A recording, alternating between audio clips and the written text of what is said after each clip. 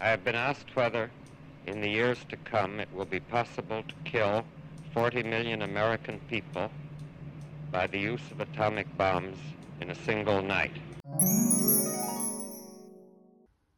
Born on the 22nd April 1904, and he died on the 18th February 1967, we can certainly say that Julius Robert Oppenheimer changed the course of history. Years ago, when I was teaching at another institution, I had the privilege to teach a course on World War II. And though it was far from my period, I got really sucked into the details of that period of history. What fascinated me most were those men who changed the course of history, who made things impossible possible. Oppenheimer is one of them. Great director Christopher Nolan has decided to make a whole movie about Oppenheimer, and I cannot wait to see it. In this History Police video, I just want to react with you to the trailer, but also to give you a recommendation for another documentary if you want to know more and learn more about the real history of Julius Robert Oppenheimer. When you look at the history of Oppenheimer, it's very difficult to find any person in history sitting in such a complex situation. This little conversation with Christopher Nolan is from the documentary To End All War. And yes, he's right. Not many men had been in that situation before him. It is crucial here when we're going to watch the trailer that we understand how difficult it was to make such decision and the impact it still has today on our society. The atomic bomb has changed the course of history, but also is a constant risk for humanity.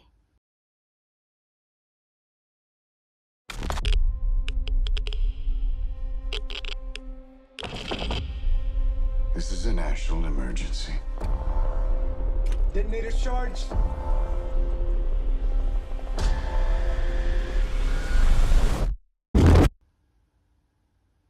It is not just a national emergency, it is a world emergency. Here it is really about like the competition between Germany and the US, but not just them, also Russia, to get the atomic bomb first. The country who would get the atomic bomb first would rule the world. They all knew it. What I find interesting is like here we start right away in the trailer with, that kind of emergency. We want the viewers to feel that there's almost no other choice. Was it true? We're in a race against the Nazis. And I know what it means. Here's the real fear of If the Nazis have a bomb. bombing the US. You have a 12-month head start. 18. How could you possibly know that? It is very thrilling here how things are happening. There's a real the fear of the competition. We have 12 months, 18 months, how can you make science go quicker, really? You feel you're really in the movie. I think it's well done in terms of making you feel the feeling of emergency and it shows really how fear is a huge motivation factor for the construction of the atomic bomb. We've got one hope. All America's industrial might and scientific innovation connected here. A secret laboratory. Keep everyone there until it's done. Let's go recruit some scientists. Build a town, build it fast. If we don't let scientists bring their families, we'll never get the best. There's also here the image of secrecy, it has to be top secret, obviously. And this is something they also discuss in the documentary that I want you to watch as well. Los Alamos, for many of these people, were the most momentous years of their lives. They felt part of something meaningful and important. And they were led by this very enigmatic, strange, bright blue-eyed young men whom they all admired. I think it will complement so much the actual movie. I think that if you watch both of them, you have a full understanding. You know, like historical fiction, you know, there's always like some part of imagination, but here we're trying somehow to get as close as possible to actually what happened, because what happened is in itself so remarkable. And honestly, myself, I have a goosebump when I even watch a trailer of Oppenheimer, because I'm like, shit, we are talking about the creation of the atomic bomb that can destroy our planet, that can destroy all of us. And here to see the secrecy and all these clever men who are going to work on that project, top secret, like, you know, no one can know exactly what they're working on, that everything is compartmentalized. It's fascinating to see how they wanted the team to work together without entirely knowing the whole project together, apart from the ones who were at the top, obviously. And so, like, I think here the reconstruction of this town is really, really well done, because it's actually what happened. You know, you have to bring all these families of big scientists together to create the impossible, but also to defend humanity by creating the most destructive weapon that has ever been created before. Why would we go to the middle of nowhere for who knows how long? Why would we go in the middle of nowhere? Well, for secrecy, right? Why? Why? How about because this is the most important thing to ever happen in the history of the world? No one can know. There's a true competition here, and if the Germans knew what was happening in the US, if they had any spies or anything, or if the Russian knew, you know, that's why, like, they had to go in the middle of nowhere and create their own kind of little city together, but with one purpose: create something very destructive. That's brilliant. They have Einstein. That's brilliant. I'm very happy he's here in the movie, because obviously him and Oppenheimer worked together. Okay, well, that's pretty good. Great improviser, but this you can't do in your head. What's very good with that line is the fact that we know that Oppenheimer is a theorist, and now he has, from his theory, to put it into practice, to put it in a concrete thing. So he's obviously going to need like the best scientists to work with him, which is going to happen. But also what I like here is, like, if you watch the documentary To End All War, then you have something to understand his background, where he comes from, and how he evolved, and what he learned, and where he learned it, and all of this. And I think it's quite brilliantly done. And again, they really work together. Please watch the documentary as well. I mean, it's just so brilliant. Are we saying there's a chance that when we push that button, we destroy the world? Chances are near zero. Near zero. What do you want for theory alone? Zero would be nice. See? Near zero. I mean, just that. It kind of like get me like, can you imagine that he was not 100% sure that his atomic bomb would not blow up the planet?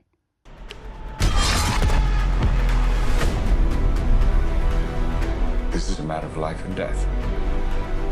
But I can perform this miracle. This is a matter of life and death. I like this line as well.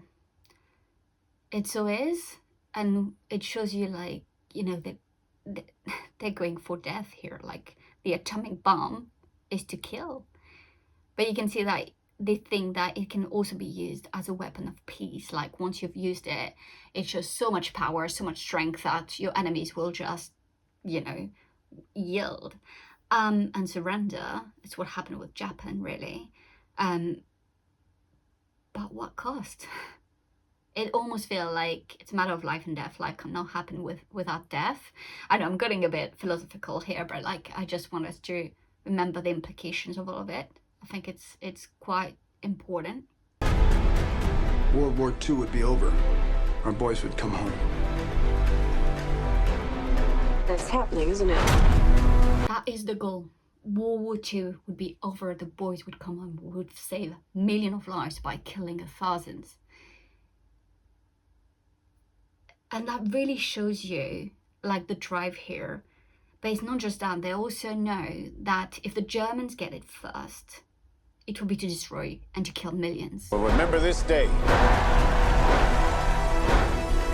Our work here. Here you have Oppenheimer, like, being, you know, kind of celebrated. He's managed to save so many American lives. And the world did remember this day, we still do. So he's right on this. It's also a good line. I think the script is actually good. Well, from the trailer, it's quite good.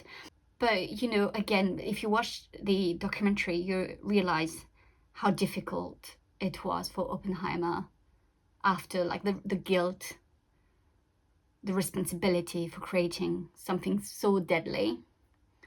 And I don't know if we will see that in the movie, and I do hope, because there are consequences to make such creation, and I don't think it's easy to live with them. It's not easy to live with that guilt of being responsible for this destructive weapon, but also for killing thousands and thousands of lives in Japan.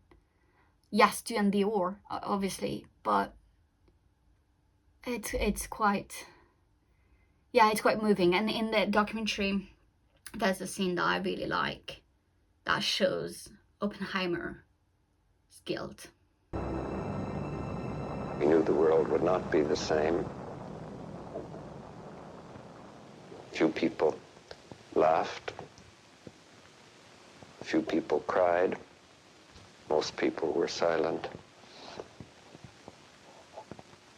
I remembered the line from the Hindu scripture, the Bhagavad Gita. Vishnu is trying to persuade the prince that he should do his duty, and to impress him takes on his multi-armed form and says, "Now I am become death, the destroyer of worlds." Until somebody builds a bigger one. That's a good point, isn't it? Like, where do we stop? We have the atomic bomb, and then there's going to be bigger bombs, and do we stop trying to destroy all we have? It's really Christopher Nolan's as well movie, because here you can see that he put lots of thoughts. He really wants to do justice to that topic. So that's a very good line as well, put on in the trailer. You are the man who gave them the power to destroy themselves. Yes, he is the man who gave the power to destroy everything. Yeah, that's Russia. So Moscow. So here it really shows you that, you know, it prepares you to think about the atomic bomb, not just in the World War II context, but also in the Cold War. Because obviously right now Russians and Americans are allies against the Germans, but once the war is done, the two biggest power is going to be the US and the Russians.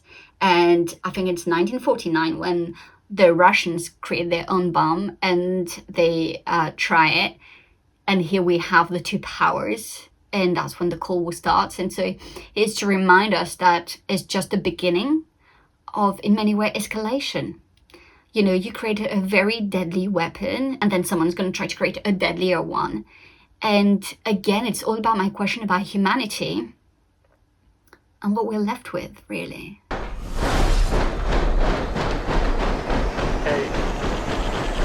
7, 6, 5. I love that scene. Here you can see that the creation of the atomic bomb, the effect it has on Oppenheimer, it's brilliantly done.